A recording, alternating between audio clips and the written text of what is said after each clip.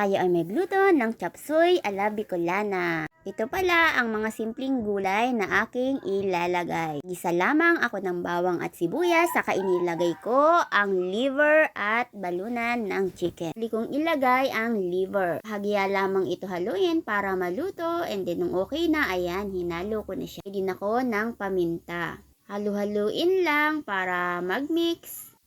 At naglagay rin ako ng Knorr cubes. Ito ang pampalasa ng aking gulay. Simple lang ang aking pagluluto. Inilagay ko na rin ang carrots. Ganyan lamang kasimple. At isinunod ko na rin ang sayote. Bahagyang haluin.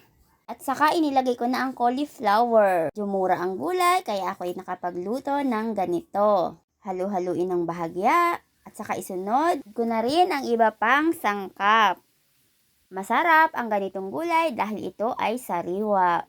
Naglagay na ako ng oyster sauce. Para lang akong nagisa kasi nga kami lang naman yung kakain. So sinisigurado ko naman na masarap ang gulay at masustansya. So ayan, halu-haluin lang at inilagay ko na ang tubig. Konti lang yung ini-add ko para naman maluto pa siya. Kaya naglagay pala ako dyan ng konting harina para lumapot.